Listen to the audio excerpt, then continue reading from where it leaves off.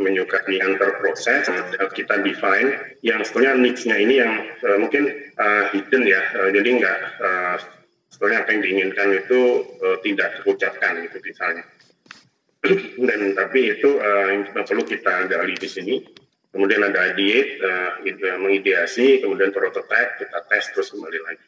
Tapi yang penting di sini adalah di sini empathize ini di sini yang ini. Jadi apa sebetulnya dari ekspektasi, empathize dan define ini, let needs ya kebutuhan yang tidak terungkapkan gitu. Nah itu yang merupakan sesuatu yang perlu kita gali. Saya tidak ya contoh yang itu yang akan saya pakai sebagai desain hari ini itu sederhana, adanya termostat untuk ini pemakaian di dalam rumah gitu. Sebenarnya bukan termostatnya sendiri yang menjadi fokus di sini. Jadi yang dimaksud dengan smart di sini itu adalah kemampuan dia dalam, tadi kita bilang ekosistem, ini bagian dari satu ekosistem yang bisa melakukan optimisasi, improvement, dan easy to use. Tapi yang paling penting di sini adalah ekspektasi dari ini adalah, purpose-nya adalah ini. Jadi bagaimana rumah itu, apa yang dirasakan, itu hangat pada waktu yang dibutuhkan oleh orang itu tanpa terlalu overspending dalam hal cost-nya. Jadi efisiensi cost, tapi experience-nya cukup oke pada waktu diperlukan. Jadi istilahnya itu yang menjadi tujuan utama, dan itu bagian dari empathize itu. Oke, kalau kita ini masuk ke, saya stop di sini.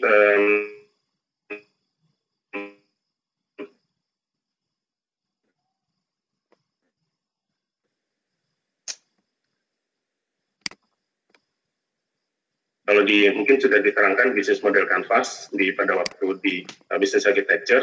Jadi kita itu sebetulnya kalau bisnis model Canvas itu ada value proposition di tengah, tapi ada yang satu di sini, ini merupakan desirability. Jadi apa yang diperlukan oleh beberapa customer segmen terhadap produk atau service ini tadi.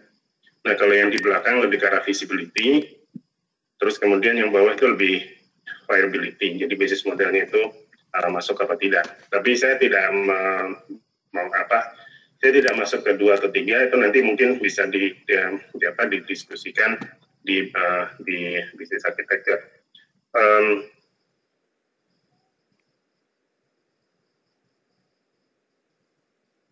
Driven dari kiri, kalau kanan itu lebih ke arah over driven. Oke, desirability itu adalah yang dimana kita harus mendefine customer-nya, terus kita melihat ini tadi yang kebutuhan yang tidak terungkapkan tadi, dan kita tes dan sebagainya. Nah, cuman contohnya ini aja, misalnya ini adalah start button di Windows 8 kan hilang waktu itu, masih ingat, dan itu membuat banyak orang yang agak nggak suka gitu, jadi banyak yang skip Windows 8 langsung ke Windows 10 dan tetap memakai Windows 7, tapi nanti loncat ke 10 kebanyakan begitu. Oke, undeserved-nya need yang tadi hidden, tadi itu yang perlu kita gali. Oke, kaitannya dengan IT service, saya masuk ke, kita akan mengerjakan bersama-sama. Oke, saya akan mengingatkan lagi, kalau kita bicara tentang IT service itu tidak bisa terpisahkan oleh ini arsitekturnya itu yang fokusnya kita apa. Terus kemudian dari segi bisnis alignment-nya itu seperti apa. Tapi kita lupakan dulu bisnis alignment itu. Mungkin pada waktu bisnis architecture gitu, yang pada bisnis model Canvas akan lebih banyak. Tapi lebih ke arah sini. Ini kita ada beberapa layer di sini. ada business architecture, ada application architecture, ada data architecture, ada technology architecture. Dan masing-masing itu mempunyai quality tertentu. Jadi contohnya kalau misalnya data architecture ya, data architecture itu ada satu financing ya, ada semacam leasing company financing itu terhadap mereka itu pembiayaan terhadap financing terhadap distributor produk gitu ya. Nah, yang mereka inginkan adalah kondisi dari produk-produk di warehouse mereka. Nah, cuman dalam hal quality, pertanyaan adalah, capability-nya adalah kita perlu capability untuk melakukan monitoring terhadap produk-produk yang ada di dalam warehouse tadi, gudang tadi. Nah, pertanyaannya adalah quality-nya adalah yang seberapa minimum waktu yang mereka perlukan untuk bisnis model mereka. Jadi bisnis model mereka berdasarkan risk kan, jadi peminjaman risk dan dari ini dan sebagainya.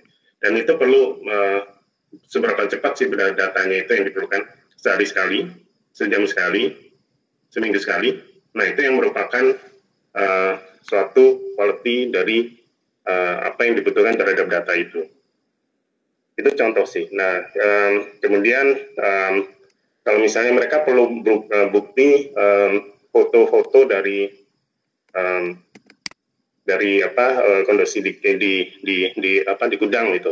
Nah, kalau kita bicara tentang itu, kita akan bicara tentang teknologi architecture. Ini kan ada hubungannya dengan network. Nanti kalau kita bisa coverage-nya di mana? Jadi kalau apakah di kota-kota kecil itu akan cukup mampu gitu untuk yang mengirim yang mungkin 3G gitu ya, cuma ada 3G atau 2G itu masih mungkin atau tidak. Nah, itu yang menjadi limitasinya. Mungkin Bapak sih mikir, yang teknologi architecture sih nggak masalah ya. Tapi bayangkan kalau perusahaan Bapak adalah kontraktor pertambangan, di kontrak untuk menambang di tengah Kalimantan gitu. Pertanyaan, apakah ada networknya? Ya mungkin tidak ada. Nah, itu yang pertanyaannya akan menjadi kembali ke cost juga. Datanya itu yang diperlukan seperti apa, kemudian seberapa cepat data itu diperlukan, itu nanti akan perlu teknologi pendukung network seperti apa. Dan itu nanti akan kembali, yaitu quality nanti kembali ke cost juga. Jadi kita perlu architecture, pandangan terhadap architecture yang diperlukan. Nah, nanti kita perlu ke IT service atau yang ini terhadap quality apa sih yang diperlukan sampai level mana. Nah, saya akan meneruskan coba ini ya. Jadi kalau bukan top management, sorry.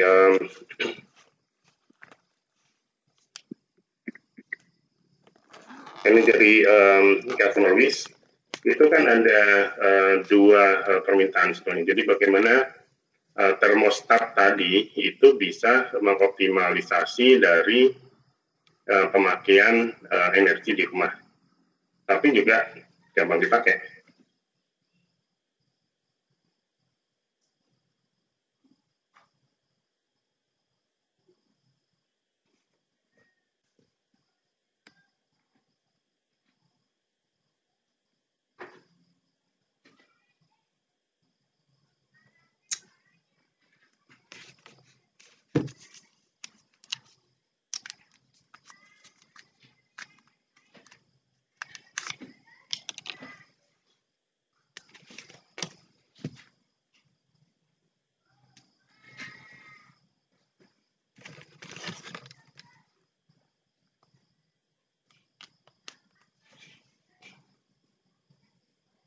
Nah, overspending itu oke.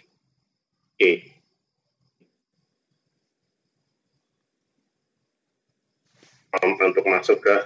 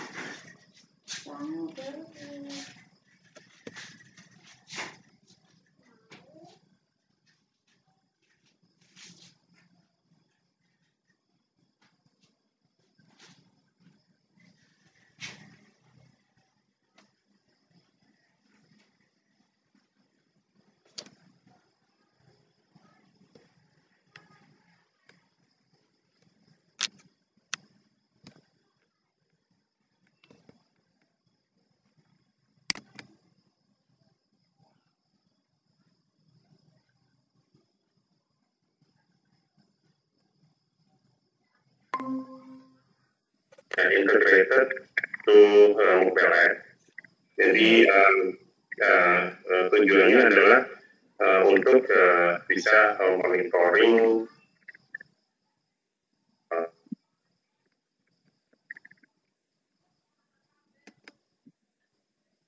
contohnya ini yang di sini. Nah itu yang terus kemudian karena bicara ekosistem di sini kayak termostat itu terhubung dengan sistem di ini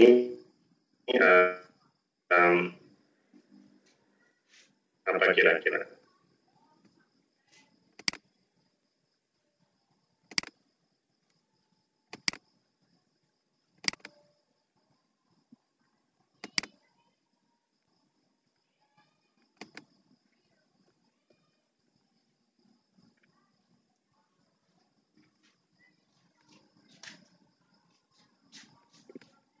Jadi seperti ini.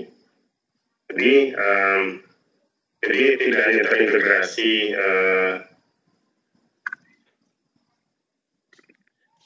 ini, tapi karena banyaknya device itu ya mungkin perlu ini. Nah kemudian kalau dari segi data itu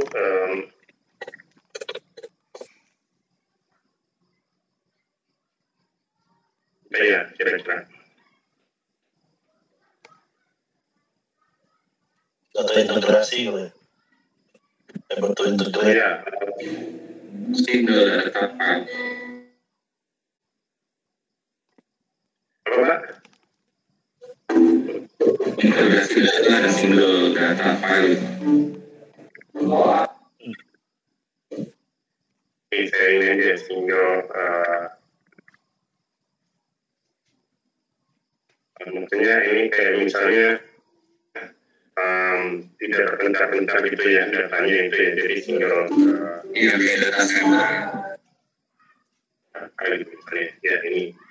Nah itu yang ini kemudian dari capability dari ini apa infrastruktur itu apa di sini paling network ya, menurut network itu cloud ya.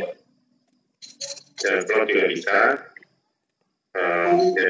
cloud ready misalnya.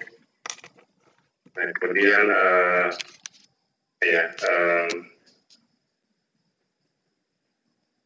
jadi multiple network.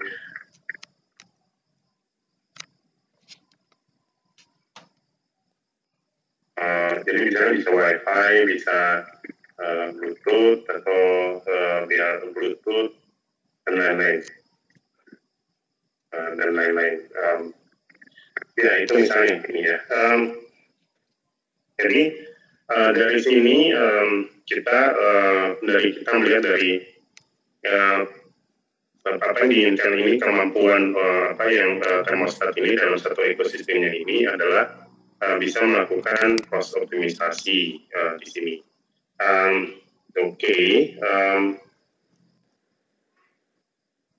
Kalau kira-kira ini cost optimisasi itu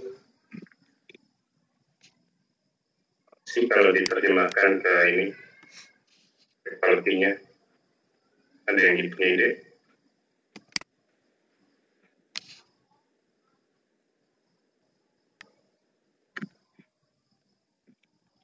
Saya bisa akurasi. Akurasi dalam hal membaca ini apa, memodelkan itu apa modeling behavior dari pemakaian. Jadi nggak merasa ini pada waktu sudah sampai gitu, kok ini belum panas gitu, belum hangat gitu, dan jadi bisa merupakan bagian dari bisa sensing dari behavior dari pemiliknya gitu, pemilik rumah. Ini yang salah satu ini. Jadi bisa ini yang salah satu yang diinginkan. Kalau misalnya tidak akurat itu, nanti dia akan compare dengan produk yang lain. Produk yang lain itu mereka lebih akurat, gitu. Misalnya dalam membaca kondisi pemanasan yang diperlukan. Gitu. Nah itu saja.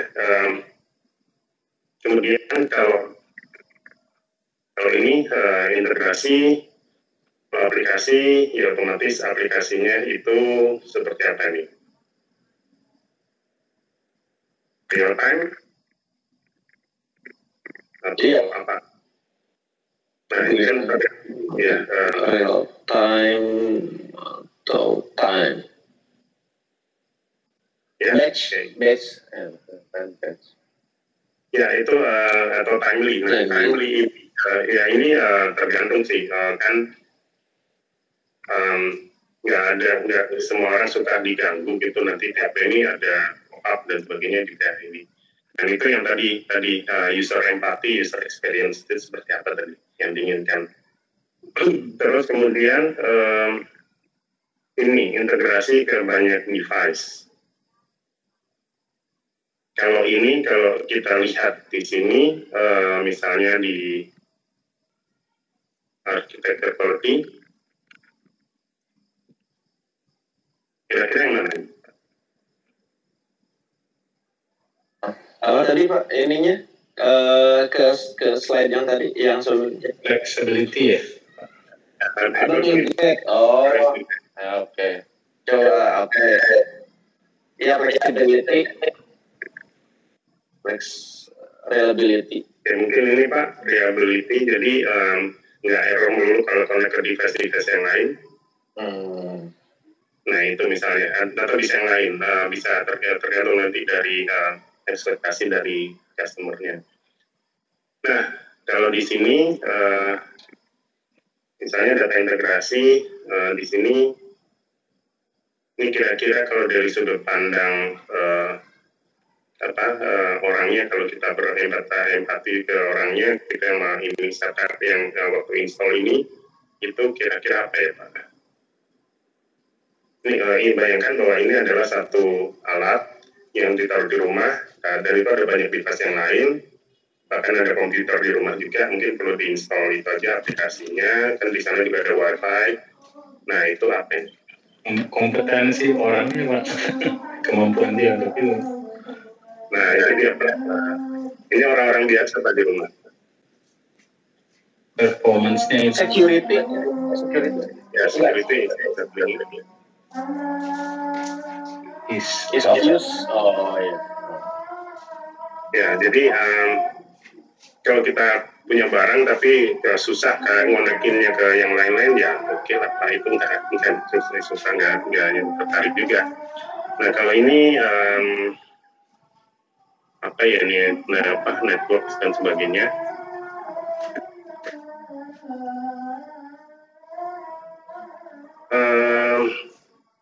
Apa ini ya?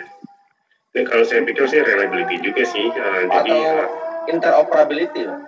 Enggak. Ya interoperability.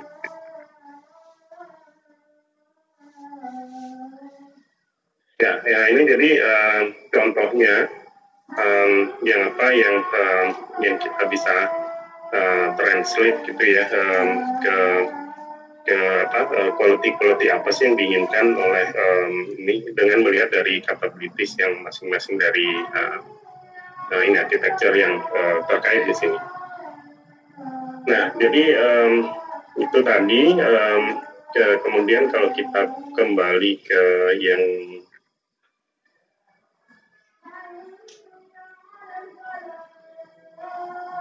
di mana ya?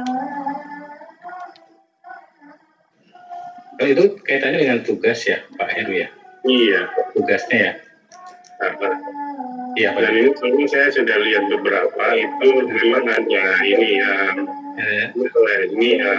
Dimas ini kelas speed ya, paling tersisih immediately gitu.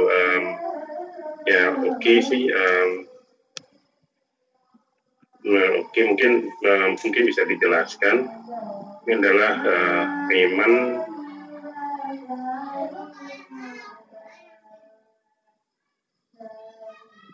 ya, reliability. Oke. Oh, jadi Pak Heru kita buat sendiri Pak yang atributnya itu ya? Kita Enggak apa-apa, ini contoh Pak. Jadi reliability itu ada salah satunya Pak Noma. Ya. Ya itu yang ya. Cuman kalau ini ya, enggak, ini memang secara umum sih. Ini secara umum memang ada beberapa quality yang memang harus dicapai gitu. Cuman ini tidak menjelaskan, tapi ada beberapa sih. Ada beberapa ini. Saya tadi kan sebelumnya lebih ke arah architecture-nya, dan ini lebih ke arah speed ini. Yang mana yang harus cepat ini sudah ada sih, mailing the transaction slip immediately.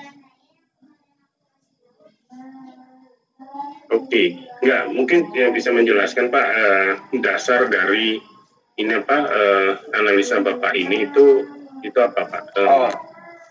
Saya Pak, oke. Ya. Untuk yang mana tuh Pak?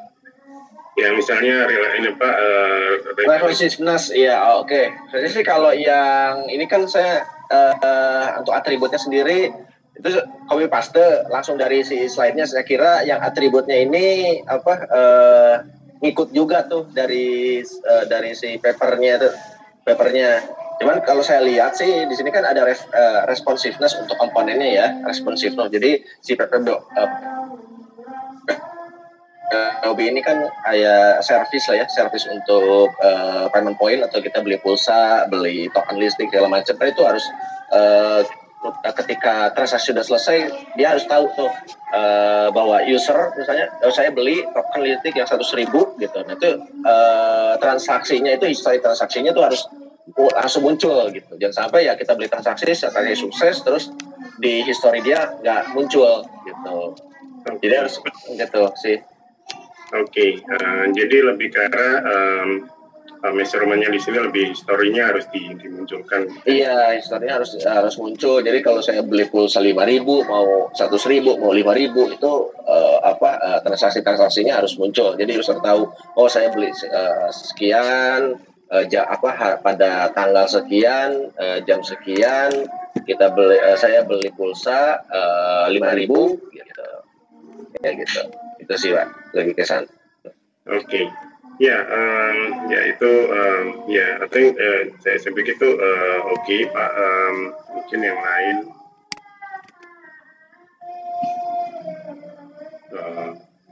Oke.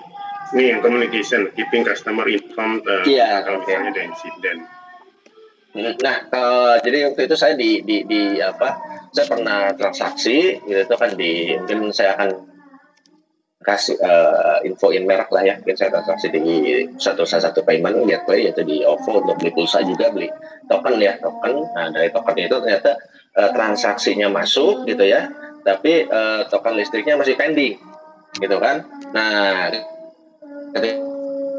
ketika pending ya kita harus ada tombol refresh itu harus ada info gitu, oh transaksi Anda udah sukses nih gitu, transaksi Anda masih pending. Nah itu jadi diinfokan gitu status transaksinya kayak gitu. Karena meskipun nggak real time gitu ya, saya beli langsung saya dapat token hari itu ya nggak masalah, tapi diinfokan gitu. Karena ada yang memang token, ada yang memang service itu dia real time ketika saya beli pulsa gitu ya, pulsa yang saya beli pulsa hari itu detik atau menit itu saya langsung dapat pulsanya. Ada yang ya udah saya beli token itu dia diproses dulu. Gitu, diproses dulu, tapi ya nanti dari user harus diinfokan gitu kan. Oh, oke, transaksi Anda sukses nih gitu. Ya, oke Pak. Nah ini kalau credibility, trustworthiness, ini transparency in billing. Ya. Betul, iya. Oke. Ya sih, betul. Kalau transparansi ya itu tadi kan saya beli sekian, ya udah kelihatan tuh amount-nya gitu ya. Iya Pak, benar. Saya dulu pernah salah satu di marketplace itu dibatalkan sama merchant, tapi kok lama sekali nggak dikembalikan dana saya ya. Iya, kayak gitu-gitu sih. Makanya saya yang juga itu dari. Iya, iya. Oke, ya itu yang memang yang semacam quality, jadi yang diperlukan oleh ini. Tapi ini harus menunjuk ke nanti kita pertanyaan, oke ini quality-nya yang diberikan ini, tapi quality terhadap apa tadi? Nah itu tapi bukan bidang kita sekarang ya, nanti itu di kaitannya ini tadi terus ke capabilities-nya apa saja sih yang aplikasi ada fitur-fitur apa gitu yang kemudian harus kayak tadi ya fitur billing itu harus transparan gitu misalnya. Terus ini ada punya dengan billing yang lain mana ya? Nggak ada ya. Oke, jadi ada fitur-fitur yang biaya billing harus transparan, terus fitur yang lain itu harus bagaimana kayak gitu. Itu yang menjadi yang measurement. Nah itu yang pertama. Terus ya, tapi di sini ada yang yang dianggap acceptable. Jadi kita tahu quality-nya apa. Tapi batasan quality-nya itu seperti apa? Jadi contohnya gini, kalau kita tahu availability dari server itu sesuatu yang penting. Tapi yang dianggap cukup itu berapa? Misalnya 99% atau 9,9% atau berapa? Itu yang menjadi next-nya. Nah, kalau itu kembali itu masuk ke sini. Jadi ada service, kita menganggap tahu ada service quality yang kita harus manage di sini, tapi maturity-nya seperti apa? Itu dari sini, dari business alignment di sini. Jadi contohnya kalau sekarang gitu dengan maturity misalnya kita servisnya down selama berapa ya 3 hari total 3 hari setahun itu masih dianggap acceptable gitu ya. Nah, cuman kalau misalnya kita sudah kompetisinya udah tinggi dengan banyak kompetitor yang 3 hari total 3 hari downtime itu sudah tidak acceptable lagi mungkin karena ada ini maturity yang lebih tinggi yang harus ditingkatkan. Jadi itu salah satu contoh posisi di mana IT service itu terhadap bisnis and IT alignment dan juga terhadap arsitektur dari perusahaan itu, enterprise architecture dari perusahaan itu. Jadi itu yang contoh kaitannya. Tadi udah benar ini di sini kita identifikasi ini sebenarnya semua quality sih. Cuman kalau misalnya transparansi seperti apa? Nah itu yang mungkin harus dijawab juga. Tapi bukan itu datangnya dari ini apa yang dianggap cukup. Nah, contohnya adalah security. Kan kadang ada orang tanya kalau untuk industri sekarang itu di saya sekarang ya company itu IT security yang cukup itu seperti apa? Nah pertama itu kita harus lihat arsitekturnya apa dan nanti dari bisnis dan IT kebutuhan IT ini sendiri bagaimana. Contoh lain misalnya ada service desk gitu ya. Service desk itu diperlukan gitu untuk yang membantu user gitu ya. Nah kemudian tapi service desk dengan sophisticated yang seperti apa gitu, level dari sophisticatednya seperti apa, kan kalau kita lihat di ITIL itu sangat detail sih. Nah cuman apakah maturity seperti apa yang dibutuhkan itu kita tidak bisa melihat di service management, kita melihat di IT governance di sini yang kebutuhannya seperti apa. Oke, ya saya pikir secara umum ini sudah oke. Cuma nanti next-nya itu akan kita jelaskan. Ini saya cuma ambil satu aja. mungkin yang lain bisa ini kayaknya banyak juga nih. Oke.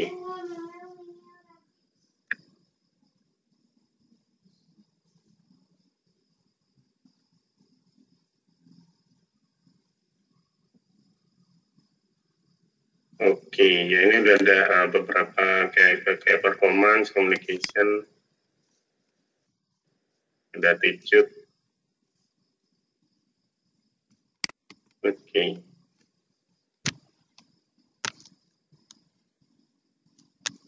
Mungkin bisa menjelaskan mungkin Pak Boy ini yang misalnya ini ya responsiveness ini hire the right people, itu bisa dijelaskan. Ya, yang ini Pak, yang apa bisa lihat kan, yang responsiveness ini hire the right people. Nggak kelihatan Pak di ini hire the right people. Oh ya, oke.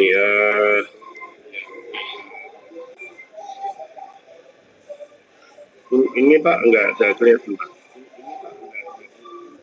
Saya bacanya communication, performance, attitude, confidentiality. Ini responsibility nggak kelihatan. Ini Pak. Ya. Oh iya. Kelihatan ya. Pak. Mungkin Bapak bisa menjelaskan kaitannya dengan hire the right people ini apa ya? Karena service yang kita tawarkan itu IT service desk Pak, itu memang ada di perusahaan kami. Jadi memang kadang kita untuk mengecilkan kos itu kemarin kan lulusan SMA atau yang SLTA gitu ya, itu yang kita jadikan untuk apa namanya untuk orang yang angkat telepon dan yang lain. Sebenarnya kalau sebenarnya ini masukan untuk perusahaan juga. Kalau kita sesuai dengan apa namanya orang yang ditaruh di sana mungkin akan lebih baik. Itu sih Pak.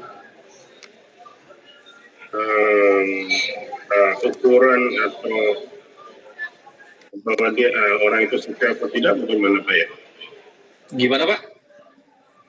Bagaimana menentukan bahwa dia orang yang tepat atau tidak? Ya mungkin dengan cara apa namanya asesmen untuk dites orang itu bisa melakukan apa namanya handle trouble di customer atau enggak. Itu sih Pak.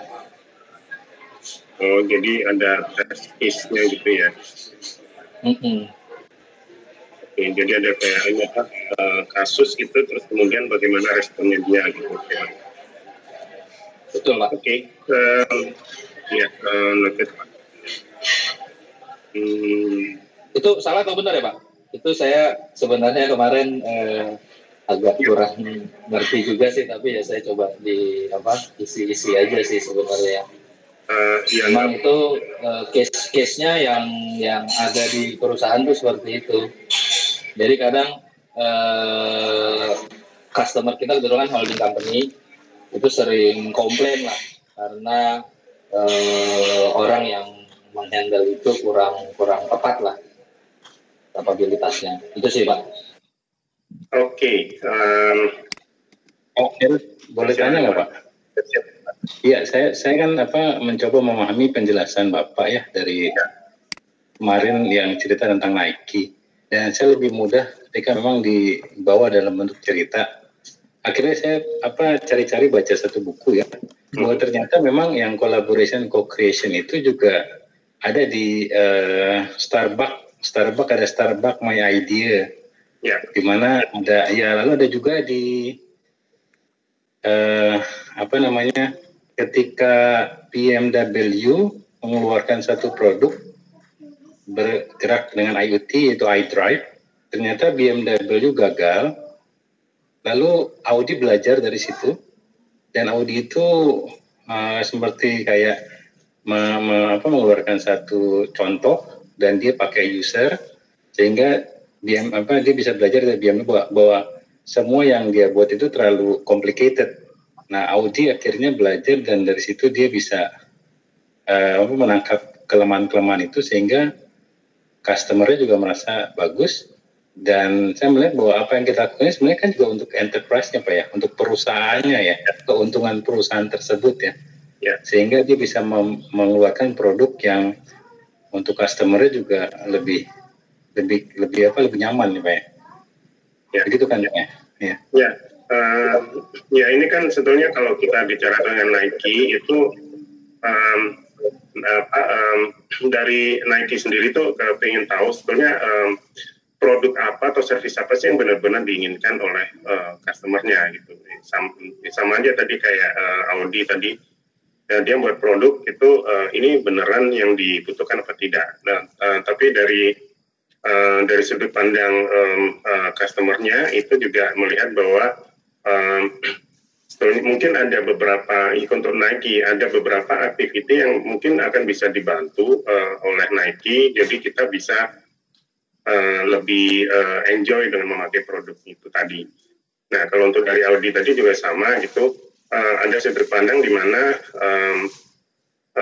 tadi kan waktu kita bicara tentang termostat aja tadi kita bicara ini orangnya bisa apa tidak gitu, ahli apa tidak. Nah itu kalau kita menuju ke yang mass market, kita nggak bisa sih Pak bicara tentang orangnya harus kompetensinya ada segini, tapi intinya adalah bagaimana mereka ada dua sih kalau di sini yang quality-nya kita bisa kalau memang sistemnya rumit itu gimana kita membuat menjadi suatu easy to learn karena ini suatu yang baru jadi easy to learn atau kalau misalnya ini suatu yang umum dipakai gitu ya dan kita punya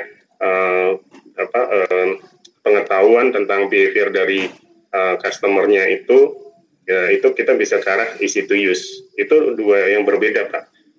Easy to use itu kita sudah benar-benar tahu behavior dari orang itu terhadap produk atau service yang mirip-mirip. Jadi jangan sampai kita membuat suatu produk baru tapi mungkin tombolnya beda, terus kemudian fitur-fiturnya beda yang nggak umum dengan itu. Jadi mereka merasa oh ini susah ini makainya ini. Padahal sudah ada produk-produk pada umumnya yang lain itu begitu gitu. Nah itu yang easy to use. Nah kalau memang kita akan merilis satu produk atau service yang suatu yang baru, easy to use itu mungkin bagus sih, tapi yang ini yang tujuan lain adalah easy to learn. Jadi untuk soalnya ini suatu yang relatif baru gitu. Nah itu tergantung Pak. Jadi itu makanya perlu tadi yang di design thinking itu ada empati dari customer itu bagaimana, dan kalau dari segi IT services atau digital services itu quality yang dicari itu apa di situ, apakah itu easy to use atau easy to learn atau dua-duanya. Biasanya susah kalau dua-duanya. Itu sih Pak. Ya. Jadi Pak Heru izin bertanya Pak. Ya, ini boleh, Pak. Saya kan coba kalau saya lihat apa yang dimaksud dengan Pak Heru di dalam tugas kita ini ya Pak ya, apakah ini sebenarnya kalau di paradigma Six Sigma ya Pak, ini berarti voice of customer, kemudian kita coba breakdown menjadi apa yang menjadi critical to quality-nya gitu Pak. Ini Pak, aspek-aspek itu gitu nih. Ya, itu metode yang lain sih, sama sih. Ini kita berusaha membaca ekspektasi aja sih Pak, apa yang dianggap quality-nya. Jadi kalau di sini kita pakai serve qual di sini ya, sebentar. Jadi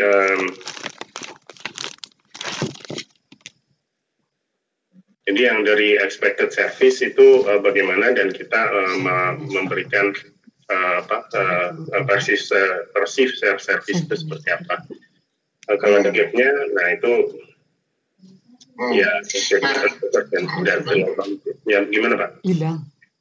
Enggak, karena kemarin saya melihatnya dari perspektif ini Pak. Jadi makanya waktu kemarin saya buat tugas saya, itu kan sebuah, jadi ceritanya kan waktu saya di company yang saya sebelumnya ini, kita kan masuk ke marketplace ya Pak ya. Kita ke Blibli waktu itu, terus kemudian biasalah seperti Tokopedia dan lainnya kan ada penilaian kan diberikan. Nah saya dalam tugas itu rating kami banyak yang bagus Pak, tapi ada satu yang jeblok responsiveness itu Pak. Jadi yang saya plot di dalam tugas itu adalah masalah tentang responsiveness itu Pak. Gitu Pak. Ya, mungkin nggak memberikan gambaran sepenuhnya Pak itu Pak. Saya guntur Pak.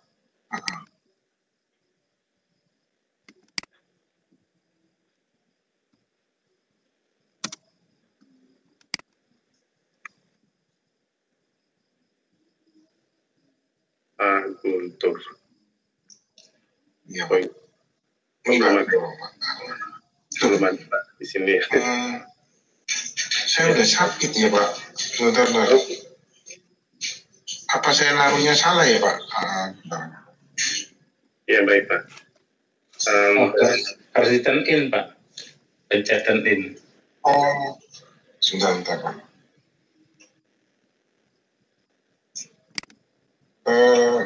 Yang saya submit sebelumnya Pak, itunya Pak. Oh, di tempat lain ya. Iya. Nggak ada Pak, belum nggak ada di tempat lain. Sebentar ya Pak. Di kelas draft folder kalau nggak salah Pak itu Pak. Saya coba buka ya. Saya.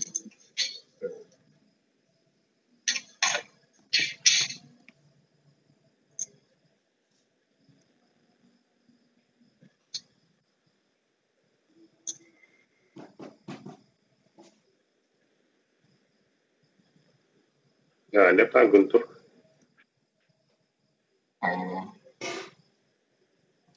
Ya mungkin memang harus ke sini Pak. Mungkin ya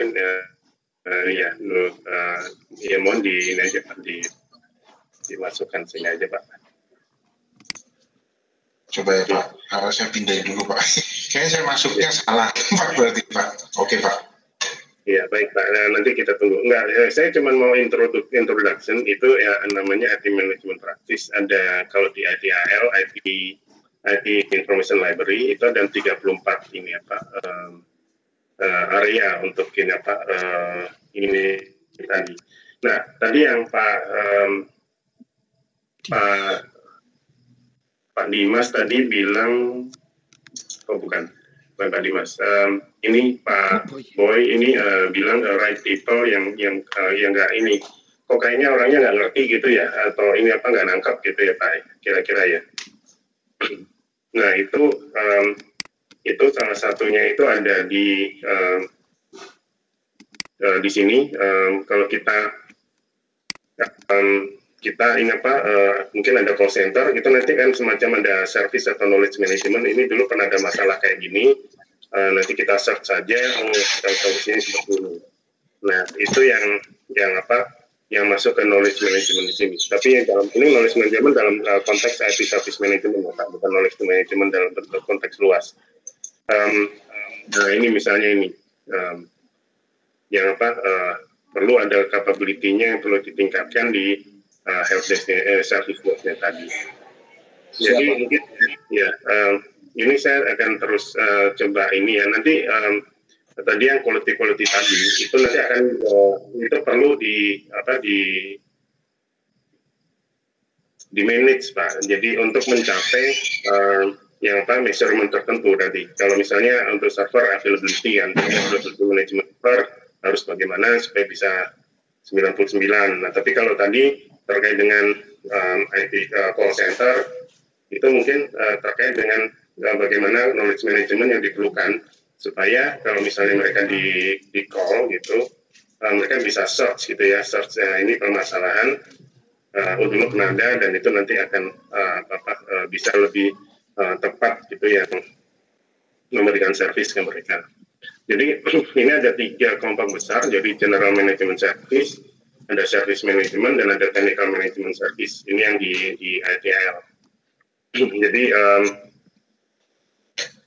ada 3 tadi, ada 34 praktis, ada masalah architecture. Tadi kalau memang permasalahan architecture ya, contohnya architecture-nya gini.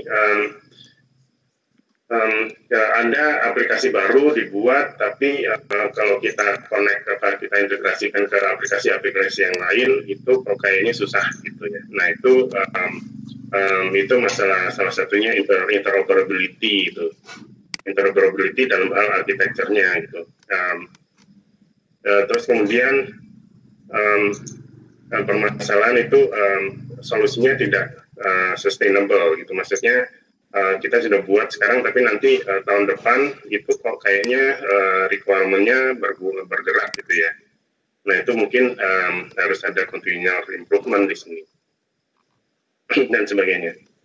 Jadi ini ada 14 general management practice, kemudian ada service management practice ini, jadi availability management.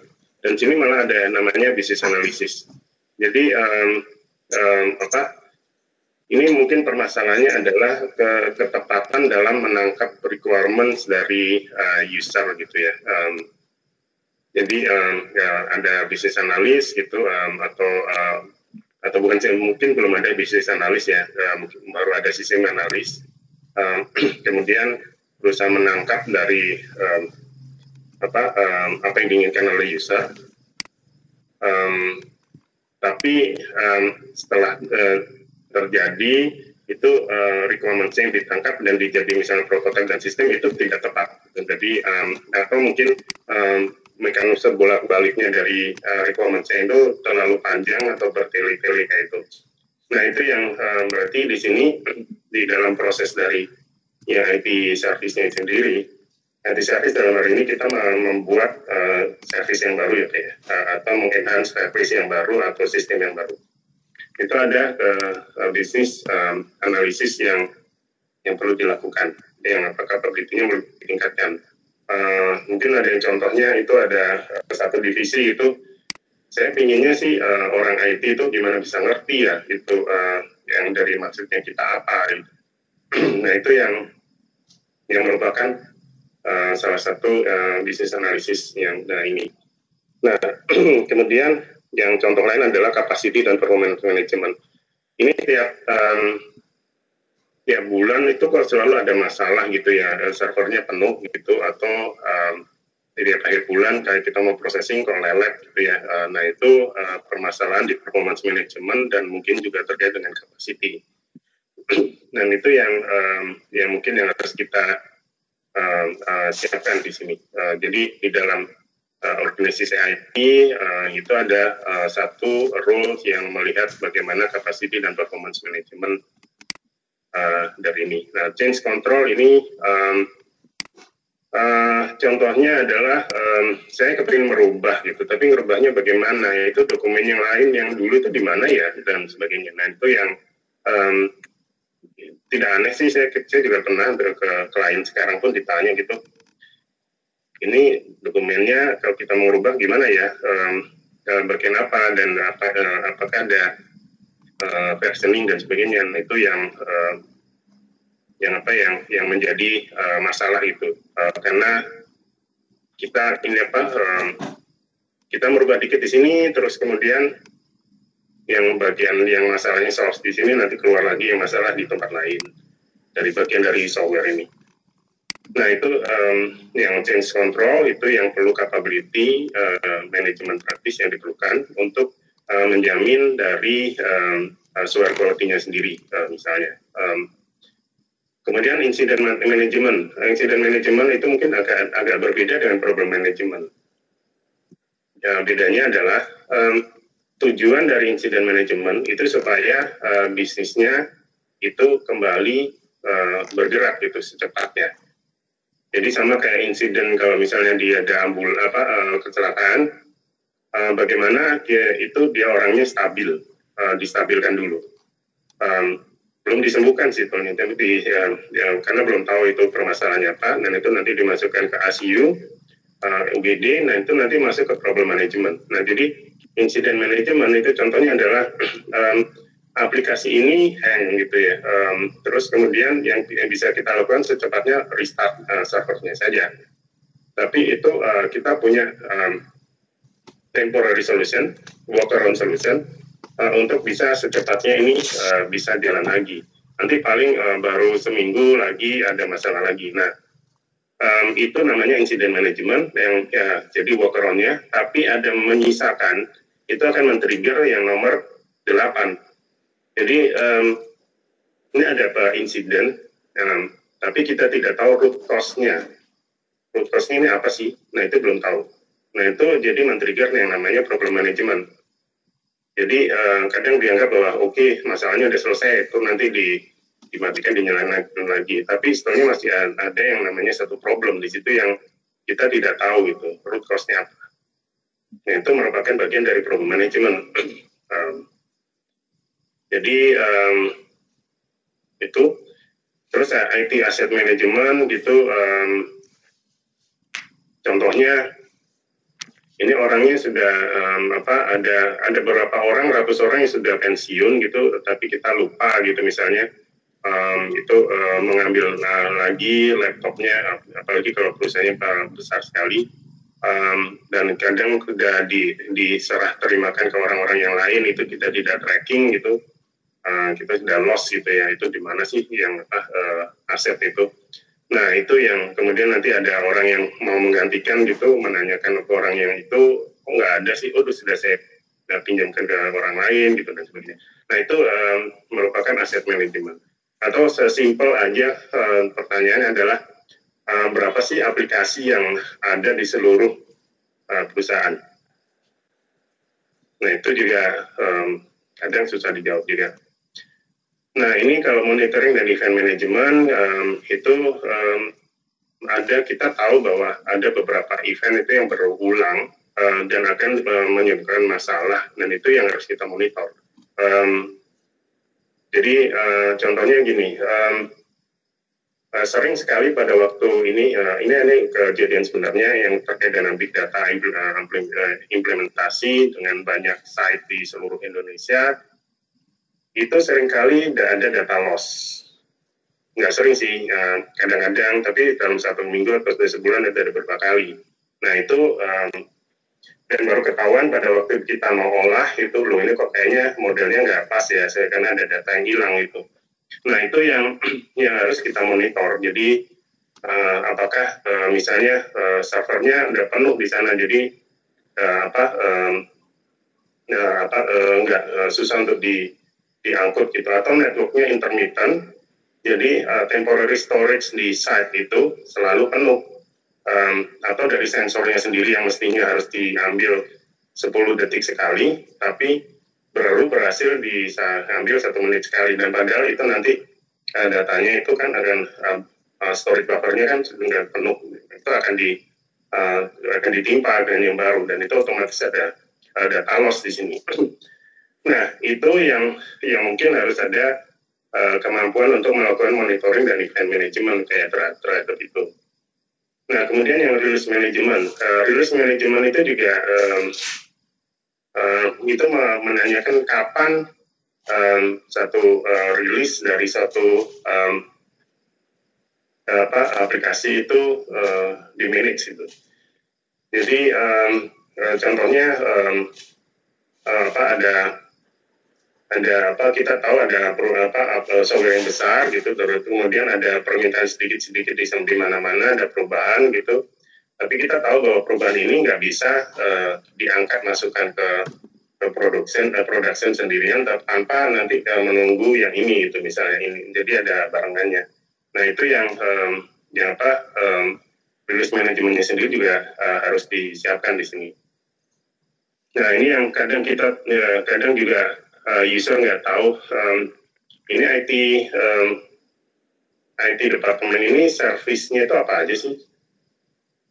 Kalau saya mau nanya ini ke siapa? kayak seperti itu.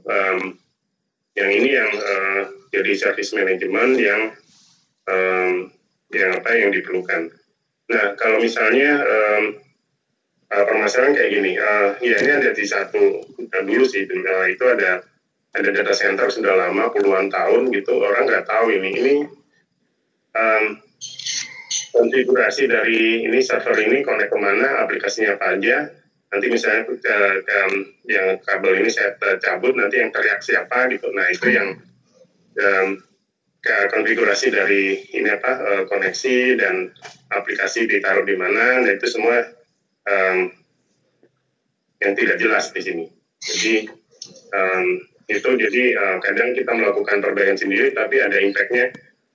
Yang server lain atau aplikasi lain kok mati gitu. Nah itu yang ini. Nah ini yang continuity management. Nah kalau ada permasalahan down,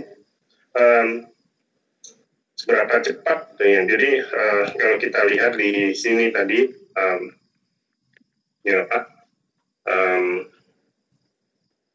yang serviceability atau seberapa cepat dia kalau ada masalah itu bisa di fix gitu ya. Kalau misalnya ATM-nya down untuk bank, nah itu berapa lama? Yang maksimum nggak bisa seharian kan di ATM mati gitu. Nah itu yang merupakan bagian dari continuity management. Nah kemudian juga kalau dari bisnis itu service apa saja sih yang diperlukan? Sampai sekarang misalnya dalam hal quality gini, dari top management bilang ini sebenarnya service ini nggak perlu, kenapa dibuat gitu. Yang penting itu yang lain. Nah seperti itu. Jadi ini kaitannya bagaimana mengkaitkan dari servisnya dengan kebutuhan dari bisnis itu. Kemudian ada permasalahan service desk misalnya. Ya bisa jadi karena service desk nggak ada, atau karena service desk-nya quality-nya, ekspektasinya lebih tinggi dari sekarang. Itu yang ini yang perlu di-manage juga. Dan ini service level management, nah ini perlu di-manage juga. Jadi kalau kita lihat kembali ke sini, namanya bisnis itu berubah. Jadi kalau bisnis berubah,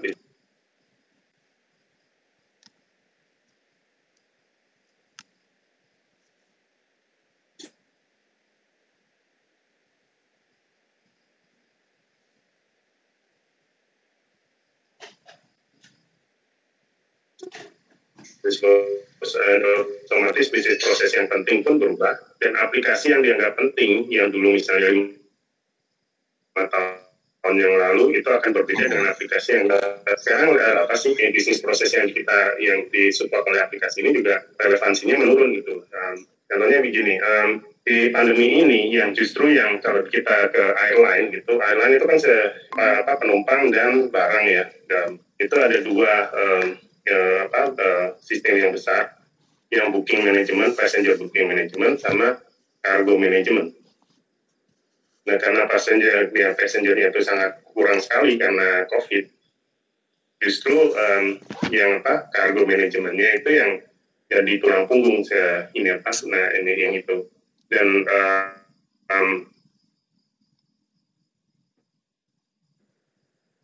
dan permasalahannya itu susah untuk beberapa perusahaan, itu susah untuk di scale up gitu. Dan yang yang passenger itu harus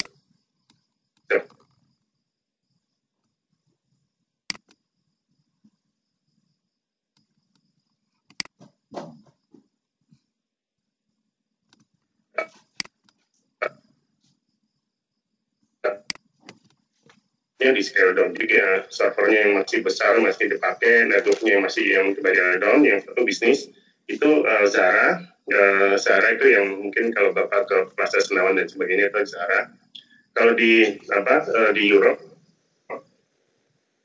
itu di Eropa dan di US, Zara itu bisa waktu COVID-19 sudah masih tingginya, itu masih bisa membukukan bisnis group itu 17%. karena mereka punya kemampuan yang sangat fleksibel itu dengan memakai ini RFID dan sebagainya untuk yang barang-barangnya di track itu. Jadi dia bisa merubah dengan cepat yang toko yang tadinya nggak ada pengunjungnya itu sebagai warehouse. Jadi yang tadinya 90% itu adalah penjualan di toko dan 10% itu penjualan online. Mereka bisa dengan cepat men-switch itu menjadi sebaliknya. Jadi mereka sudah tahu data-data orang yang selalu datang ke toko itu. Kemudian mereka tahu seluruh lokasi per item di mana. Jadi mereka bisa dengan cepat men-switch. Misalnya di daerah situ ada yang ditawarin aja, mereka nggak mau ke toko, mereka tawarin, terus kemudian mereka membeli itu lewat online, dan yang toko yang di terdekat itu sebagai warehouse. Dan itu jadi switch itu bisa dilakukan dengan cepat. Jadi arsitekturnya fleksibel terhadap ini, dan memang mereka sejak awal itu memposisikan untuk pergerakan dari dari raw material sampai barang jadi itu sangat cepat. Jadi bisnis model mereka itu memang dari tren itu berubah, tren fashion, dalam waktu 2-3 minggu itu sudah ada produk-produk sesuai tren itu. Kompetitor yang lain itu mungkin perlu sebulan, 2 bulan gitu ya. Tapi mereka bisa melakukan itu karena mereka memakai supply chain itu yang lokal di Eropa aja, meskipun kosnya tinggi dibandingkan misalnya dari kompetitornya yang dibuat di Bangladesh, Vietnam atau Cina. Mereka itu dengan perputaran yang cepat tadi, karena tadi tren berubah, terus kemudian langsung dalam 2 minggu sudah ada di toko gitu, itu tidak bisa di-catch up sama kompetitornya. Jadi bisnis model yang sangat cepat itu menjadi suatu yang menguntungkan dengan mereka untuk bisa men-switch ke online. Dan pada Juli tahun lalu mereka menginvestasi new experience untuk shopping experience, digital experience itu sampai $3 miliar. Itu suatu yang luar biasa untuk kondisi di COVID itu. Nah itu yang menjadi nah ini tadi ada hubungannya dengan service level management tadi. Seberapa cepat sih yang kita targetkan gitu? Ini kan levelnya mungkin seberapa cepat, seberapa bagus dan sebagainya. Itu masing-masing itu ada levelnya, dan itu tergantung juga level dari service levelnya, tergantung dari kita harus align ke bisnis juga di sini. Dan ini yang lain misalnya ini mungkin dari user atau customer. Ini kayaknya ini kemudian dari user sih. Saya berusaha merubah ini, minta perubahan ini kok hasilnya lama ya gitu. Nah itu yang ada request management di sini yang perlu dilakukan. Nah kemudian kalau misalnya kok ininya software-nya dirilis itu errornya rada banyak ya, kayaknya nggak stabil gitu. Nah itu yang perlu peningkatan di validation dan testing di sini. Ya itu salah satunya. Kalau technical itu ada deployment management. Ini deployment management ini juga suatu yang relatif penting juga. Misalnya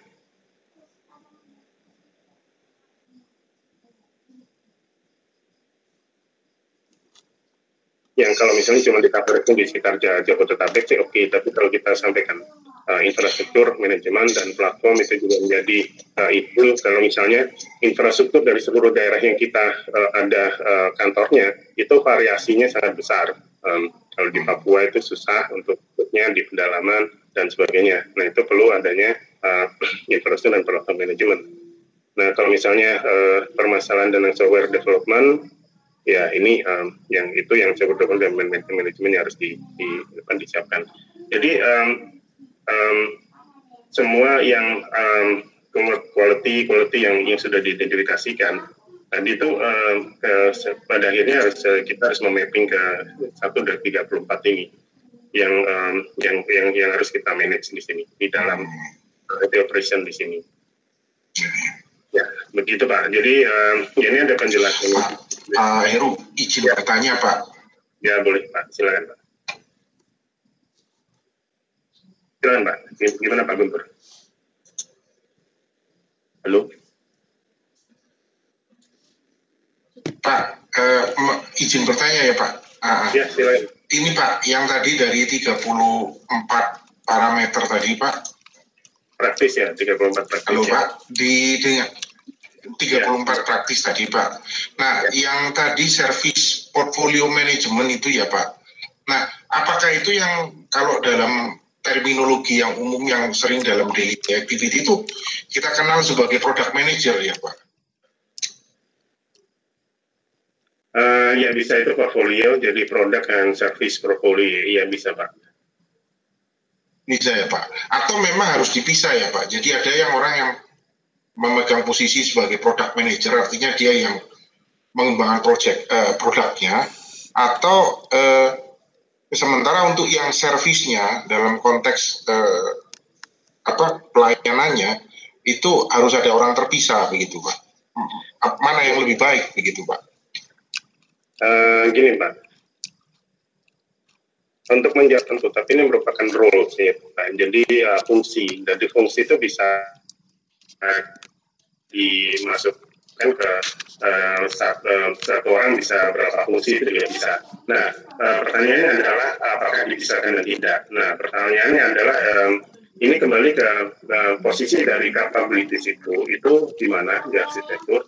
Dan kemudian dari service levelnya misalnya, ya kalau misalnya diperlukan itu tinggi, maturity-nya tinggi, ya mungkin kita harus pisah Pak.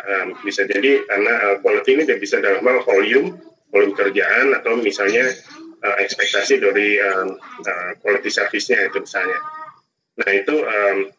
Nah itu dari situ kita bisa melihat bahwa oke, ini bisa dipisah atau tidak gitu Pak. Sebetulnya sih itu sih aja sih Pak dari masalah capacity dan capability sih Pak. Oke Pak, makasih Pak. Ya. Jadi kalau misalnya kapasitinya sudah meluas gitu ya, yang capability yang di-handle itu lebih detail dan meluas, maturity-nya misalnya. Contohnya gini, kalau kita bilang security maturity yang rendah itu kerjaannya sederhana, tapi kalau maturity-nya udah tinggi, itu nanti capability yang harus dilakukan tuh semakin tinggi juga. Dan itu dalam hal capability ya Pak. Dan belum lagi nanti kalau misalnya kapasitinya, dan kapasitinya itu sudah meningkat juga. Nah itu mungkin sudah mulai harus dipisah gitu. Jadi ini Pak coba merefleksikan dalam kasus yang kita miliki ya Pak ya. Sebelum pandemi kan memang kita nggak memikirkan secara benar-benar lah ya Pak ya. Artinya kan tadinya digabungkan role itu siapa sih yang membawai produk ini kan kita bilangnya kan workplace and collaboration Pak. Tapi in practical waktu itu yang sering jalan kan hanya email sama chatting ya Pak ya. Chattingnya kan lewat WA keluar dari enterprise platform kita. Tapi kemudian karena pandemi ini tiba-tiba kan semua WFH, banyak WFH-nya sehingga kata collaboration kan jadi penting gitu ya Pak ya.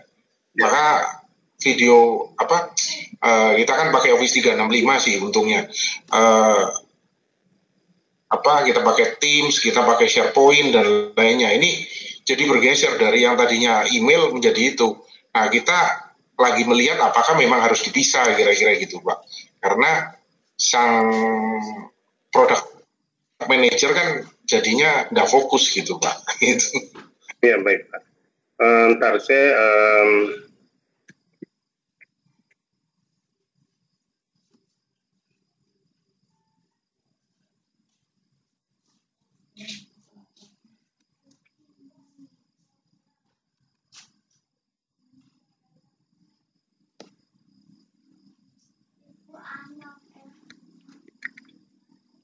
dulu saya pernah melakukan itu Pak untuk ini Dulu ada pertanyaan gitu juga. Nanti saya carikan mungkin minggu depan saya ini share Pak. Pertanyaan Bapak. Jadi tiba-tiba mendadak perlu banget gitu ya. Jadi digital workplace gitu ya. Nah itu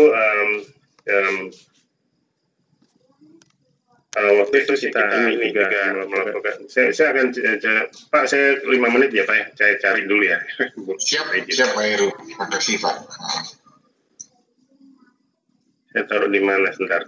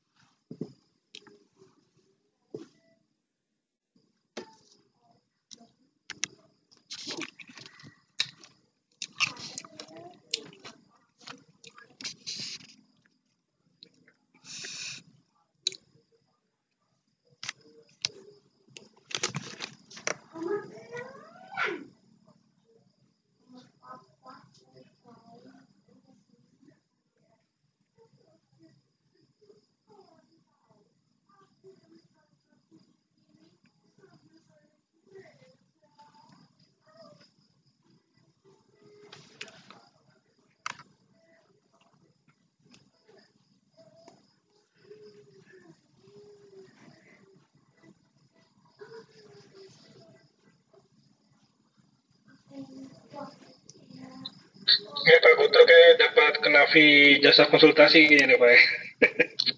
Iya.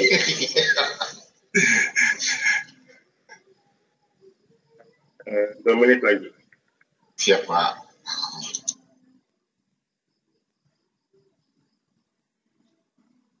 Nggak apa-apa sih, saya lebih suka diskusi sih itu Pak.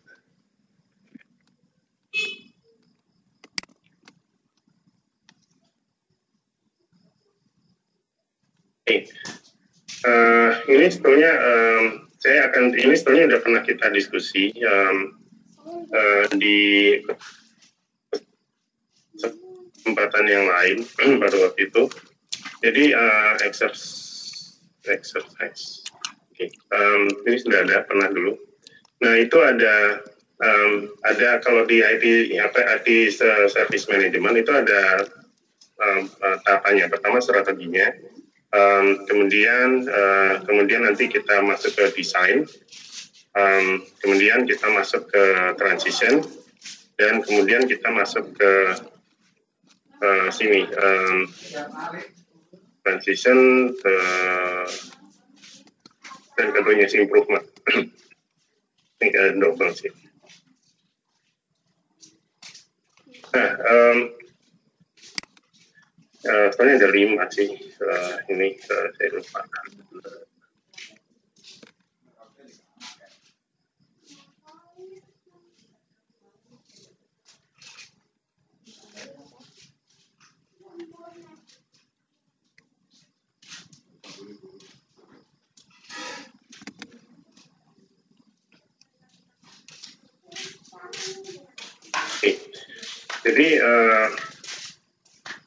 Jadi ini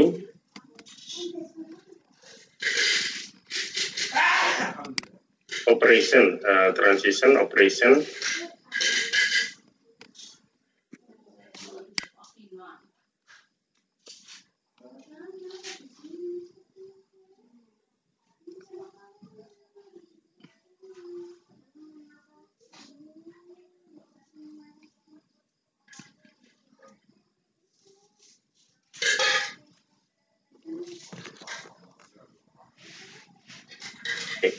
Ya, pada waktu ada pertanyaan seperti itu, nah itu sekarang kita lihat itu bagaimana kita menghadapi ini dari sudut pandang IT services. Jadi ini otomatis kita harus secepatnya melakukan operasional untuk beroperasi terhadap ini. Yang pertama adalah apakah ada strategi yang berubah? Kemudian apakah ada capability yang untuk yang terkait dengan digital workplace ini yang merupakan hal yang penting yang harus kita buat. Ini yang mana? 1, 2, 3. Dan kemudian ini permasalahan apa saja waktu melakukan transisi. Nah, permasalahan utama apa, kedua apa, dan tiga apa, itu yang harus kita manage. Yang itu intinya. Terus kemudian pada waktu operation, waktu itu sudah beroperasi, permasalahan yang muncul di apa? Ini user selalu nanya aja, ini pada user pada nggak tahu misalnya pakai Teams atau membuat background dan sebagainya. Jadi ada apa yang kita perlu buat untuk challenge yang pertama dari challenge-nya apa dulu apa kalau dalam hal operation tadi. Dan kemudian karena ini satu sifatnya cepat dan mendadak, apa yang harus kita monitor dari quality itu, jadi kita bisa melakukan improvement selanjutnya secara iteratif gitu ya. Misalnya dua bulan sekali itu kita ini melakukan perubahan lagi dan sebagainya. Jadi kalau kita dari IT Service Management itu ada 5 tahap. Yang pertama start dari sudut pandang strategi, terus dari segi capability, terus dari segi transisi, operation, dan kemudian continuous improvement. Nah ini contohnya itu ini. Ya ini hanya ilustrasi saja.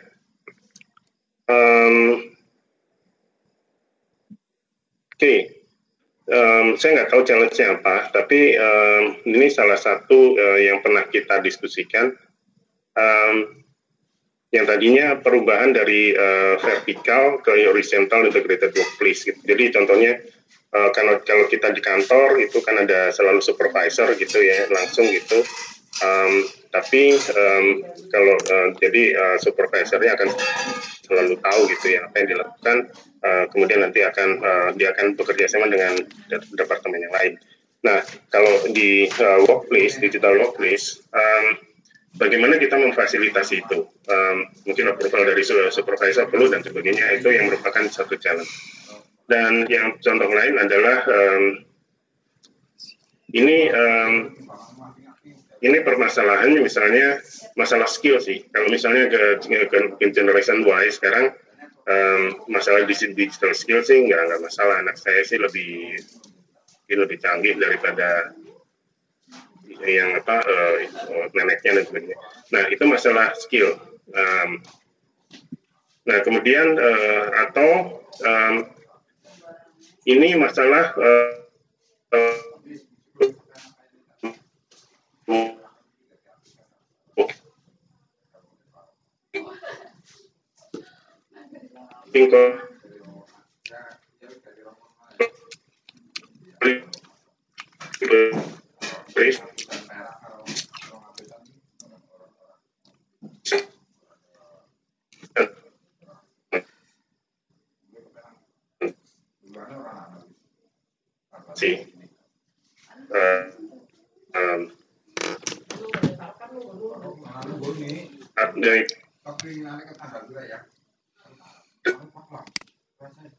apakah diperlukan digit bisa masuk ke ini, jadi hanya 50 yang misalnya supervisor satu orang dan itu bagaimana ada ini tadi. Nah itu yang working collaboration.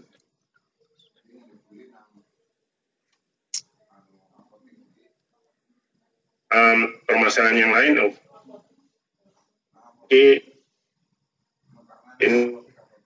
ini misalnya kita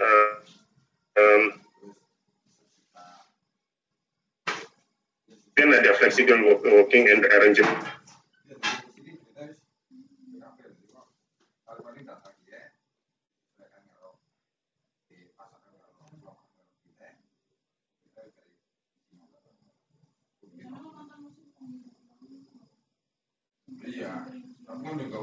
Pakai Teams.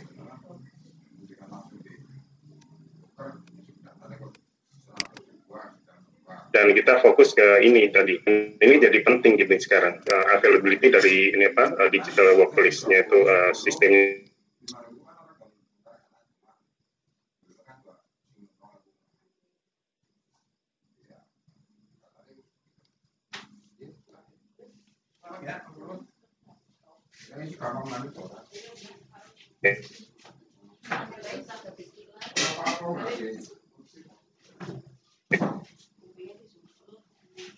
kalau misalnya kita harus mendesain bagaimana dengan cepat itu melakukan training dan knowledge management untuk orang-orang itu misalnya.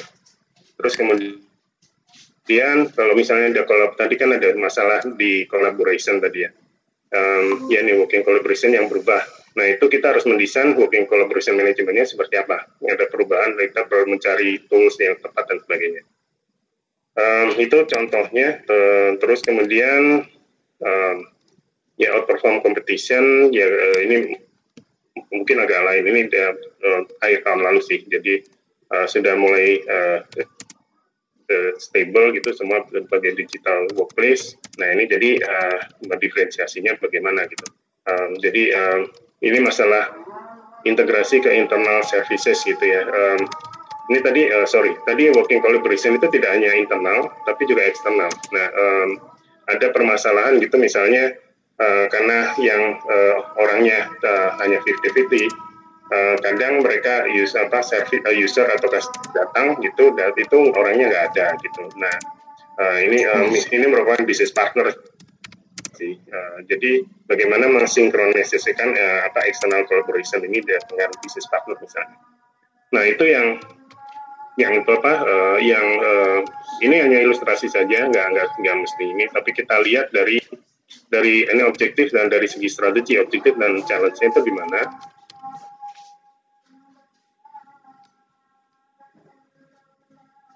Jadi kita harus mendesain dengan quality service yang seperti apa untuk ini. Kemudian waktu transition itu hal-hal apa yang akan terjadi? Ini biasanya employee in transition, orang-orang yang sudah bukan milenial atau kolonial misalnya yang udah lama gitu, mereka agak susah untuk diajak berubah gitu misalnya. Nah itu yang challenge-nya tadi. Kemudian employee readiness.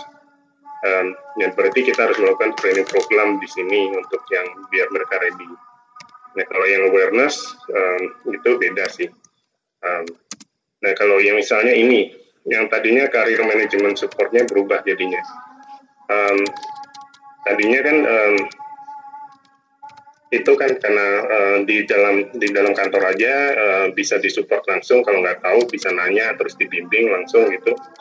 Nah ini sudah misah-misah di sini. Nah, bagaimana itu bisa difasilitasi atau dikembangkan.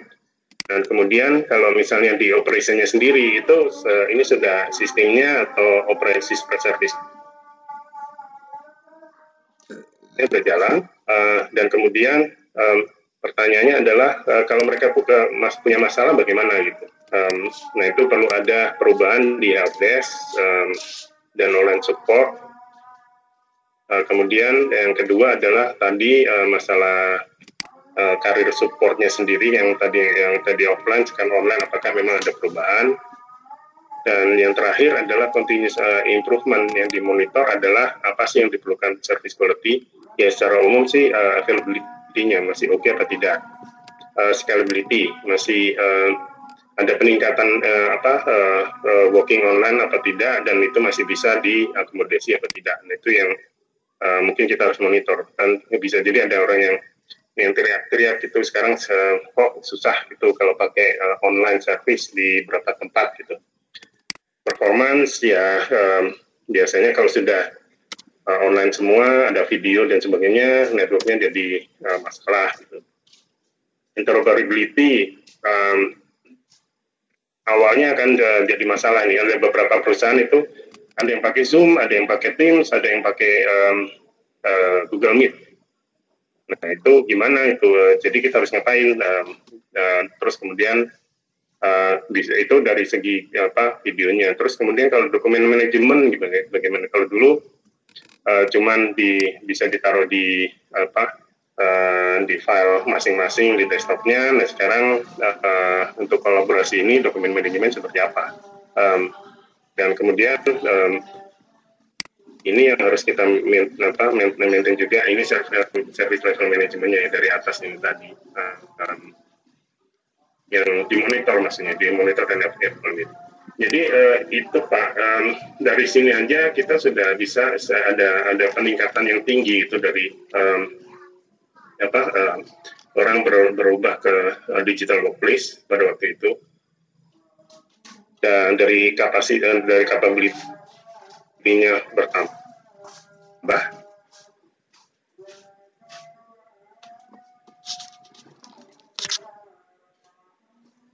Kalau kita lihat di sini banyak sekali capability yang bertambah. Terus nanti ada ini kita desain capability tambahannya apa. Terus kemudian kita lihat waktu transisinya itu selalu ada masalah juga. Nah itu kita perlu apa juga di sini. Dan kemudian waktu kita ini sudah beroperasi, permasalahannya yang muncul apa saja, dan kemungkinan ya perlu helpdesk. Yang helpdesknya seperti apa yang juga harus berubah. Dan untuk bisa ini apa, ini kan employee experience ya. Mereka merasa nyaman dan maka itu secara umum itu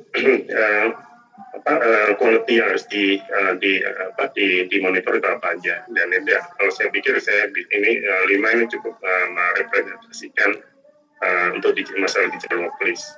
Jadi availability, scalability, performance, interoperability, dan service level itu yang umumnya bermasalah di sini. Yang mungkin harus kita monitor di sini. Dan itu kalau di service management ini 1, 2, 3, 4, 5 nanti setelah itu kita tahu yang harus diimprove apa, nanti kembali lagi ke desain strategi yang desain. Nanti ada objektif atau challenge yang baru, nanti kemudian kita harus merubah capability-nya apa, atau menambah atau merubah, kemudian pada waktu transisinya sendiri itu bagaimana, pada waktu operasinya sendiri bagaimana, dan nanti kita monitor lagi ulang. Itu balik saja sih Pak. Begitu Pak. Itu yang dari segi ini apa tadi capability ke quality tadi. Baik Pak, makasih banyak Pak Heru. Ya, oke Pak. Ya ini dulu waktu ada Maret itu ini waktu ini Pradita juga sih yang di batch sebelumnya. Jadi kita switch aja. Jadi semua pada panik. Ya udah. Jadi ada kita diskusin aja yang strateginya untuk masing-masing bagaimana.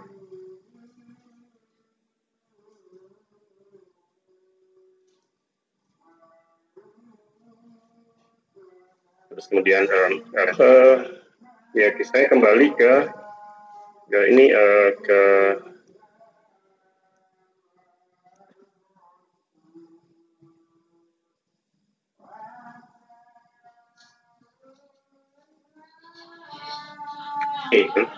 pada akhirnya itu kita harus menyiapkan manajemen praktis itu sesuai dengan yang challenge yang tadi yang quality service yang perlu kita support gitu. Jadi ini kita ada security juga ada sih di sini. Karena security ya di atas nggak ada. Ya mungkin oke. Ya mungkin masuk dalam risk management di sini. Mestinya security ada. Oke Pak. Jadi ini hari ini sih untuk manajemen praktis introduction. Nanti kita akan ini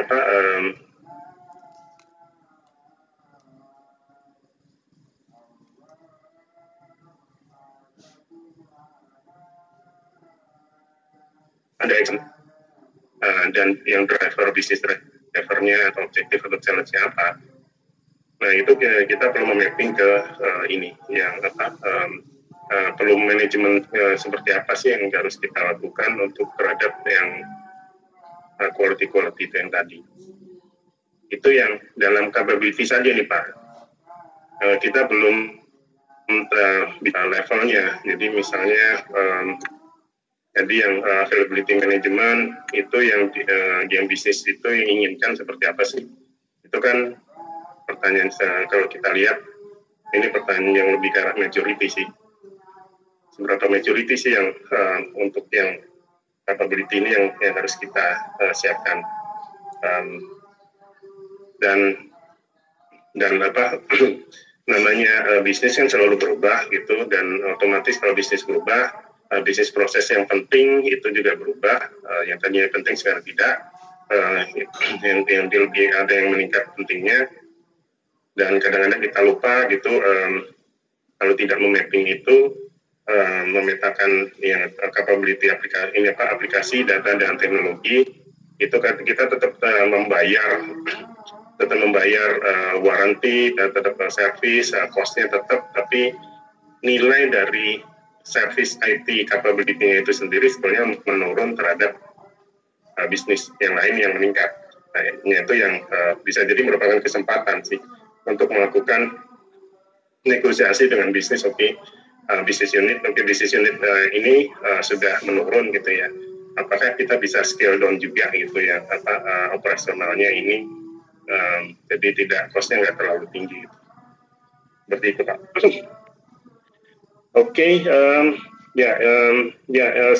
Tujuan hari ini sih saya ingin mengintroduce itu ada 34 ini, tapi mohon yang belum melakukan ini tadi harap diselesaikan. Jadi kita tahu sih IT service quality apa sih yang kita inginkan gitu. Nanti kemudian next exercise-nya adalah memapping ini tadi, ini kan lebih ke arah IT quality mapping, ini ke arah manajemen practice-nya tadi. Begitu Bapak-Bapak. Yang lain ada yang salah atau ada yang benar, tahu dari mana Pak? Udah ada catatannya atau gimana Pak di tugasnya? Nggak perlu selesaikan dulu. Ini nggak benar atau tidaknya itu lebih ke arah apakah ada tadi bisnisnya itu yang disupport oleh itu. Jadi soalnya mestinya ada satu lagi Pak ya, satu kolom di sini, dan itu kalau yang saya kasih contoh tadi yang digital workplace tadi, mana digital workplace?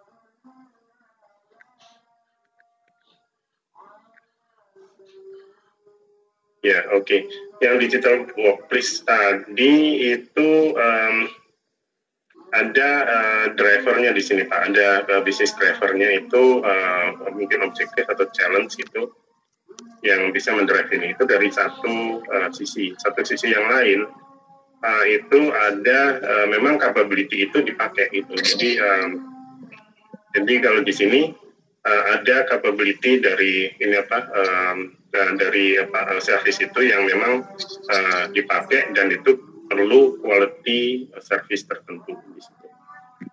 Jadi ada dua sisi Pak. Jadi yang bisnis drivernya, kemudian dari arsitekturnya. Sebetulnya jadi saya sendiri juga nggak akan bisa tahu ini benar apa salah Pak. Tapi kalau Bapak bisa menjelaskan gitu.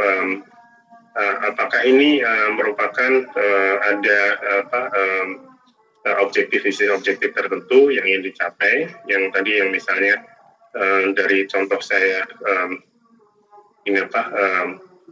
yang termostat tadi ini ada karena memang ada kebutuhan untuk ini ada karena tadi yang service quality itu perlu karena memang ada kebutuhan untuk ini.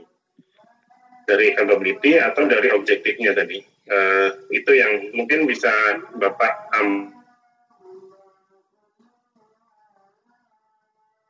bahkan di satu koni kaitannya dengan itu ya, saya pikir sudah oke sih Pak. Berarti ini diupdate lagi ya Pak Heru ya? Iya, kalau bisa sih ada sedikit penjelasan di satu kolom satu. Nah itu kenapa IT service quality ini performance itu dibutuhkan seperti itu. Ada alasannya lah yang mengkaitkan dengan aplikasi yang kita bahas itu. Iya, dari bisa jadi dari ini di drive dari arsitekturnya Pak. Terus kemudian yang quality apa yang diperlukan atau juga dari yang tadi digital service digital workplace tadi. itu ada kita drive dari challenge bisnis objektif dan challenge-nya. Kemudian ya bisa jadi balik lagi ke capabilities, terus nanti kemudian politiknya perlu apa. Ini framework yang global atau ini global ya? Ciptaannya siapa gitu? Yang ini TOGAF Pak, yang ini TOGAF, yang ini COVID, yang ini ETL. Jadi saya tulis saja ya Pak. Ini COVID. Karena sebelumnya saya juga udah dapat training ini, tapi terkaitnya bukan di IT framework-nya sih Pak. Di 3 ini ada di punyanya topik bawaannya si Simon Sinek Pak, terkait mungkin find why sama start. Ya why. Ya benar Pak itu. Soalnya saya masuk yang begini itu kadang orang langsung terjun ke IT itu ngomong tentang COVID, IT governance, terus ngomong tentang enterprise architecture dengan TOGAF, terus ada ngomong ke IT service management ITL. Nah, kaitannya itu bagaimana gitu? Iya. Nah itu yang kadang-kadang salah kaprah Pak, jadi berantem, gue mau pakai TOGAF, gue mau pakai COVID, gue mau pakai ITL, padahal kita bisa combine ini semua gitu kan? Iya, jadi inti permasalahannya apa? Misalnya gini, kita tidak bisa ini karena maju itu karena arsitekturnya sendiri kita tidak tahu mana yang sesuai. Nah itu permasalahan yang buat tadi. Jadi ada capability apa yang diperlukan. Nah cuman kadang kita udah pernah punya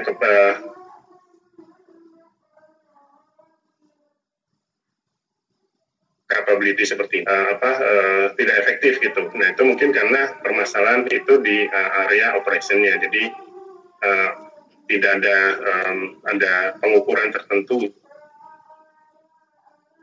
gitu ya. Arsitekturnya itu. Jadi pengukuran misalnya tadi yang availability-nya harusnya berapa dan sebagainya. Nah kemudian kita pertanyaan kita sudah punya capability ini dengan quality seperti ini, tapi kenapa customer masih merasa atau bisnis merasa ini kurang? Nah, itu adalah pertanyaan dari atas why, business and IT alignment, Pak. Begitu, Pak. Jadi tergantung permasalahannya. Nah, kadang misalnya dimulai dari why gitu.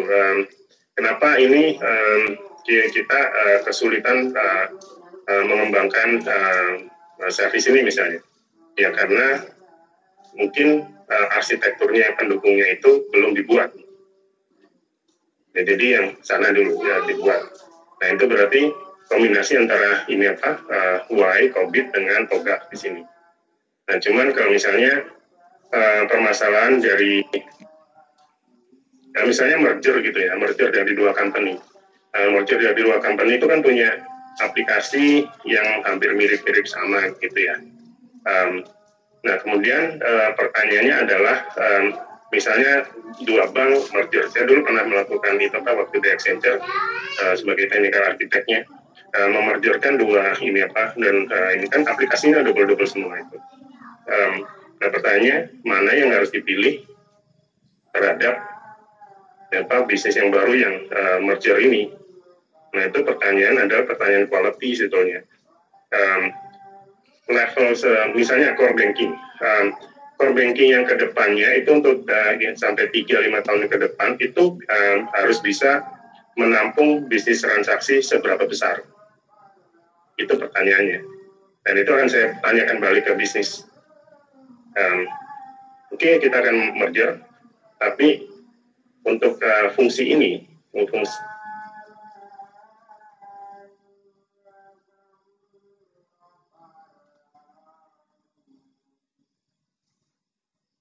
ke depannya otomatis identifikasi tentang quality-nya.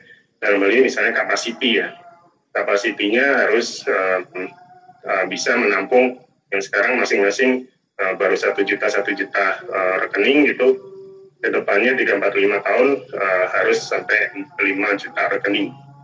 Nah itu merupakan quality dalam hal capacity. Capacity yang harus kita manage ke depannya, tapi pertanyaannya adalah itu tadi levelnya itu sampai berapa? Nah itu saya kembalikan lagi ke bisnis. ini sampai berapa kalau direncanakan ke depan. Seperti itu Pak. Yang mungkin bisa ini. Jadi permasalahannya bisa dari sudut banyak hal sih. Contohnya lagi, ada satu yang mahasiswa juga, dia IT manager dari oil and gas. Dia sudah menginvestasikan service desk gitu ya. Tiap tahun dia menginvestasikan service desk di tahun lalu di improve. Tapi sudah di-improve dan sudah diukur gitu ya. Jadi ada kualitas ini. Tapi user satisfaction-nya itu tidak naik-naik, dan tapi cenderung turun. Meskipun service levelnya yang mereka ukur sudah naik.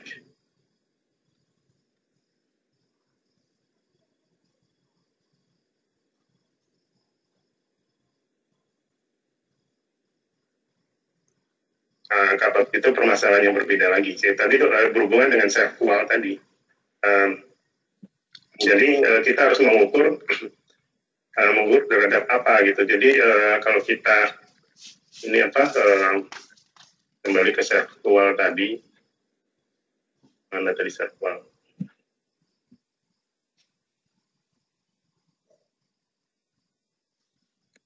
Oke, mungkin saya ini. Sektor itu kan ada gap 5 kan, gap 5 itu expected customer expectation sama perceive-nya. Ya, perceive-nya itu sendiri itu memang sudah meningkat, tapi expectation-nya itu dipengaruhi oleh hal-hal yang lain itu meningkat juga. Jadi gap-nya itu tidak akan closing gitu. Jadi ini kayak moving target sebetulnya. Ya, itu yang terjadi sih. Jadi itu permasalahan bisnis dan IT alignment tadi. Sebetulnya yang diperlukan itu service levelnya tidak hanya meningkat, tapi eksponensial atau bagaimana gitu yang atau memang capability lain yang diperlukan atau yang kurang dan sebagainya. Itu Pak, mungkin itu yang bisa dijelaskan terkait dengan ini. Saya hanya berusaha menyederhanakan Pak di sini. Ya memang dari Simon itu pernah mengatakan dimulai dari why gitu ya, tidak what. Kan waktu itu pernah mendengar. Betul Pak, itu saya juga suka analoginya dia itu. Kan kenapanya kan semua itu dimulai dari why itu, kenapa kita mesti berubah, kenapa kita mesti transformasi dan sebagainya. Baru habis itu kita mikirin apa yang mau kita rubah kan, terus itu how-nya baru kita cari tahu. Kebanyakan orang tuh pengennya how-nya dulu. Iya, ya makanya yang dari desain dulu itu sebenarnya begitu sih, dilihat dari sudut pandang user, customer, ini kan empathize gitu.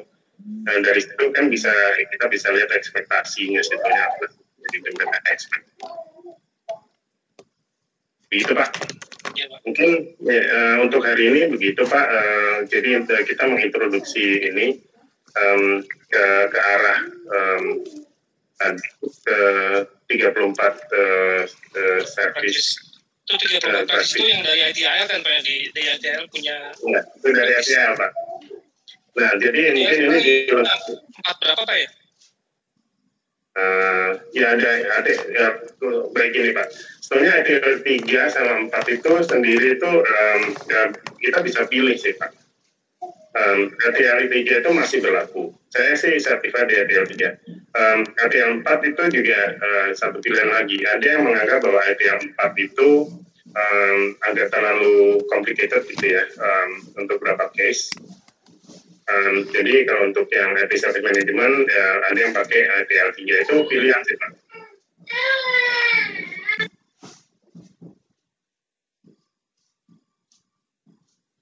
Ya, halo Pak.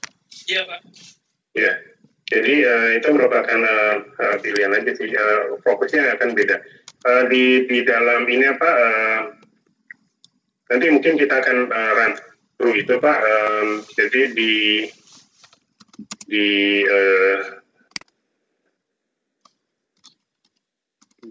di materinya itu ada perbedaan.